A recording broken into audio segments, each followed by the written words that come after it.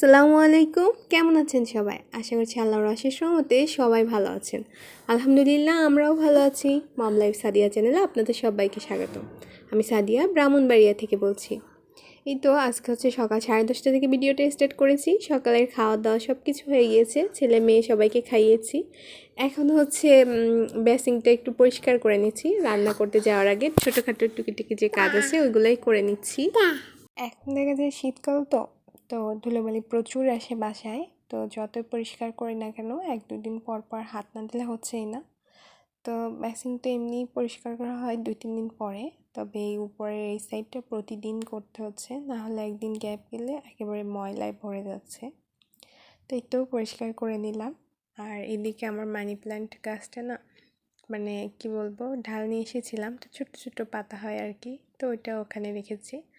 আর যে আমার যে কম্বলটা আছে, শীত পড়ে গিয়েছে, ভালোই শীত পড়েছে আমাদের এখানে, তো কম্বলটা বের করেছি। আর কম্বলের উপরে হচ্ছে আমি কভার দিয়ে নিই, তো এতে করে দেখা যায় কম্বলটাও ভালো থাকে। আর কাঁচা ধোয়ার যে একটা ঝামেলা, তো সেটা আর কি হয় না, যেহেতু কভারটা খুলে নিয়ে আবার কেচে নিই। তো 4 সাইড কর্নারগুলো ভালো করে সেলাই করে লক করে দিচ্ছি, যাতে করে সরে না যায় ভিতরে কভারটা। এই তো সব সেলাই করে রেখে এখন হচ্ছে রান্না করতে এসেছি। তো আজকে রান্না করবো হচ্ছে ফুলকপি, আলু, টমেটো দিয়ে আর সিলভার কাপ মাছ, আর সাথে হচ্ছে মূলা ভাজি করবো।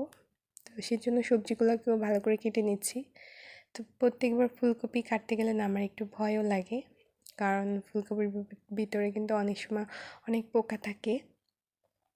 তো সেজন্য আমি বেশ দেখে দেখে আর কি কেটে নিচ্ছি। আসলে গত বছরই ফুলকপির একটা পোস্ট দিয়েছিল ফেসবুকে। তো তার গোড়ার দিকে দেখেছিলাম যে সাপ আছে, তো সাপটা পেঁচিয়ে পেঁচিয়ে আছে। ওইটা দেখার পরে আরও যেন বেশি ভয় আর কি হয়েছে ভিতরে, মানে আলাদা রকম একটা সন্দেহ। তো সেজন্য আমি হচ্ছে একটু ভয় পাই। তো যাই হোক, ফুলকপি তো আমার কাটা হয়ে গেছে। এটা আমার সবথেকে পছন্দের একটা সবজি, মানে লাউ এগুলার মতোই। তো ফুলকপিগুলো কেটে কুসুম গরম পানিতে ভিজিয়ে রেখেছিলাম কিছু সময়। তো এতে করে দেখা যাবে যদি কোনো পোকামাকড় থাকে বা বিষাক্ত কিছু, তো ওটা মরে যাবে। তো এখন হচ্ছে সব কিছু কেটে নিয়ে সাইডে রেখে মাছে লবণ হলুদ মাখিয়ে নিচ্ছি, আর সব ধুয়েও নিয়েছি। মূলা কুচি করে নিয়েছি। আর এই তো মূলাটাকে আমি একটু ভাপ দিয়ে নিয়েছিলাম ফার্স্টে লবণ হলুদ দিয়ে। এতে করে দেখা যায় কি মূলার যে একটা দুর্গন্ধ থাকে, বা অনেক সময় দেখা যায় কি মূলাতে একটা গন্ধ লাগে, যার জন্য অনেকে খেতে চায় না। তবে এইভাবে ভাপ দিয়ে নিলে তাহলে আর ওই গন্ধটা থাকে না। তো সেজন্য আর কি ভাপিয়ে নিয়ে ভেজেও নিয়েছি পেঁয়াজ, রসুন আর কাঁচামরিচ দিয়ে। আর এখন হচ্ছে মাছগুলো ভাজি করে নিচ্ছি, ফুলকপি রান্না করবো সেজন্য। তো মাছগুলো ভেজে নিয়ে তারপর হচ্ছে এর ভিতরে পেঁয়াজ, রসুন আর কাঁচামরিচ আর জিরা একসঙ্গে বেটেছিলাম, তো ওইটা দিয়ে দিলাম একই তেলের ভিতরে, আর একটু সামান্য তেল দিয়ে এখন হচ্ছে মশলাটাকে কষিয়ে নিব। তো এখন হচ্ছে লবণ আর হলুদ দিচ্ছি।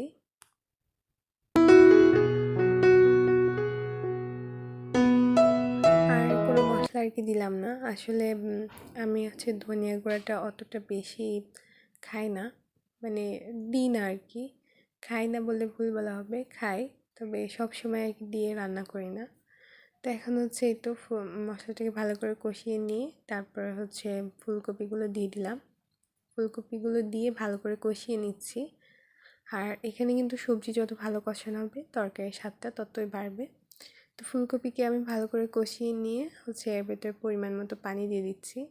আর কি ফুলকপিটা সিদ্ধ হবে আর সামান্য ঝোল থাকবে, সেই পরিমাণে আর কি পানিটা দিলাম, দিয়ে ঢাকনা দিয়ে ঢেকে দিচ্ছি। তো এই পর্যায়ে কিন্তু আমার কারেন্ট চলে গিয়েছিল, তো মোবাইলে যে ফ্ল্যাশ লাইট ওটা দিয়ে আর কি চালিয়ে ভিডিওটা করেছি। তো এই তো ফুলকপি যখন সিদ্ধ হয়ে গিয়েছে তখন হচ্ছে আমি টমেটোগুলো দিয়ে দিয়েছি। আর টমেটোগুলো দেওয়ার পরে হচ্ছে কিছু সময় জাল করে নিয়ে এখন হচ্ছে মাছগুলো দিয়ে দিচ্ছি। মাছটা দিয়ে আরও কিছু সময় জাল করে নিব, তারপর হচ্ছে ধনিয়া পাতা দিব।